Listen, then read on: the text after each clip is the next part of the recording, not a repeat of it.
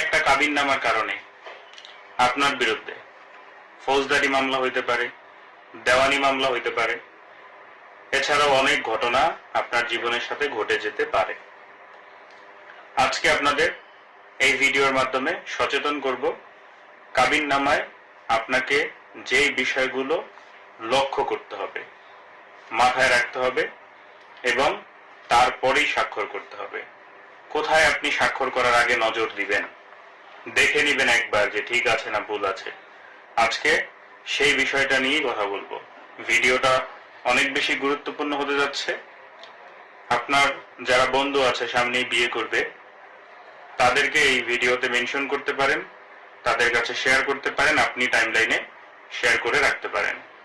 দেখেন, প্রথমেই হচ্ছে সবচেয়ে বেশি যে গুরুত্বপূর্ণ অংশটা, সেটা হচ্ছে 13 নম্বর কলামটা।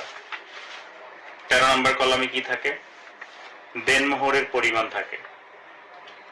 এখানে কাজী সাহেবেরা কথায় এবং অঙ্কে দুভাবেই লেখে। যেমন আপনার বিয়ের দেনমোহর আপনারা ধার্য করলেন 2 লাখ টাকা, প্রথমে সে অঙ্কে 2 লাখ টাকা লিখবে, এরপরে পাশেই তিনি কথায় লিখবে 2 লক্ষ টাকা মাত্র। আপনি এটা খুব ভালো করে খেয়াল করবেন স্বাক্ষর করার আগে সঠিকভাবে লেখা আছে কিনা। আচ্ছা, আপনি যদি মেয়ে হন তাহলে আপনার জন্য 5 নম্বর কলাম অনেক বেশি গুরুত্বপূর্ণ। 5 নম্বর কলামে কি আছে? কন্যা, কুমারী, বিধবা অথবা তালাক প্রাপ্তা নারী কিনা।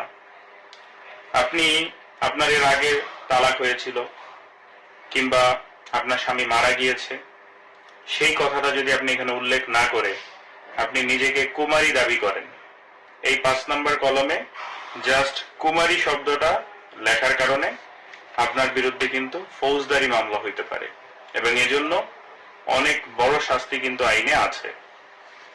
আচ্ছা, পাশাপাশি আপনাদের দুইজনের নাম, ঠিকানা, পিতার নাম, মাতার নাম এগুলো অবশ্যই দেখে নেবেন, কারণ ভবিষ্যতে এই ডকুমেন্টস কোন অফিসিয়াল কাজে যখন আপনি ব্যবহার করবেন, নাম ঠিকানা ভুল থাকলে কিন্তু আপনার জন্য সমস্যা হতে পারে, জন্ম তারিখ সহ। ওকে, তারপরে গুরুত্বপূর্ণ অংশ হচ্ছে একটা ছেলে কিংবা মেয়ে দুজনের জন্যই, বিশেষত ছেলেরা এখানে একটু না বুঝে বা না জেনেই এই জিনিসটা ঘটে। সেটা হচ্ছে 18 নম্বর কলম।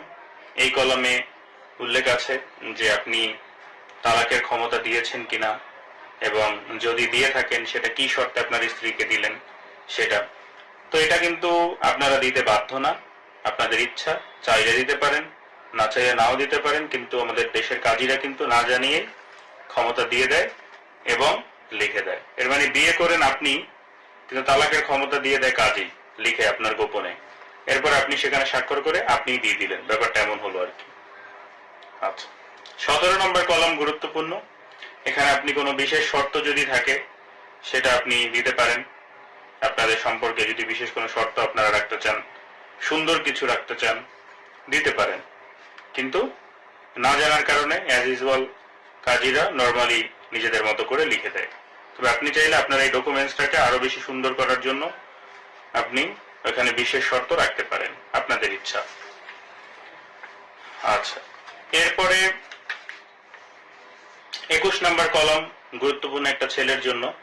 সেখানে বলা আছে বরের কোন স্ত্রী বর্তমান আছে কিনা এবং থাকিলে অন্য বিবাহ আবদ্ধ হইবার জন্য বর 1961 সালের মুসলিম পারিবারিক আইন অধ্যাদেশ মোতাবেক সালিসি কাউন্সিলের অনুমতি লইয়াছে কিনা। এখানে যদি আপনার স্ত্রী থাকে, এটা যদি আপনার দ্বিতীয় বিয়ে হয়, তাহলে এটা এখানে উল্লেখ করবেন যে আপনার প্রথম স্ত্রী আছে। যদি এটা উল্লেখ না করেন তাহলে কিন্তু ফৌজদারি মামলা খাবেন, সাবধান। এরপরে সর্বশেষ পার্ট হচ্ছে আপনাদের স্বাক্ষর। এখানে কাজী সাহেবরা বেশিরভাগই বলে ছেলেকে তোমার নাম লেখো, মেয়েকে বলে তোমার নাম লেখো। আপনি বিভিন্ন ডকুমেন্টস আপনি স্বাক্ষর দেন, মানে আপনার আলাদা একটা স্বাক্ষর আছে, সাইন, সেই স্বাক্ষরটা আপনি এখানে দিবেন। এখানে আপনার নাম লেখার দরকার নাই, কাজী সাহেবরা সহজে নাম লিখে দিতে বলে। আপনি আপনার স্বাক্ষরটা দিবেন, এটা আপনার স্বাক্ষরের জন্য, কারণ ভবিষ্যতে এই ডকুমেন্টস আপনি কোথাও সাবমিট করলে আপনার স্বাক্ষর কিন্তু তারা মিলিয়ে দেখবে যে আসলে এটা আপনার ডকুমেন্ট কিনা। সেই অল ওভার সব বিষয়গুলো যদি আপনি মাথায় রেখে বিয়ের সময় পূরণ করেন বা পূরণ করা চেক করেন এবং সর্বশেষ আপনি আপনার স্বাক্ষরটা করেন সব দেখে শুনে, তাহলে অন্তত এই কাবিননামা নিয়ে আপনার বিপদে পড়তে হবে না। আশা করছি আপনারা বিষয়টা বুঝতে পেরেছেন।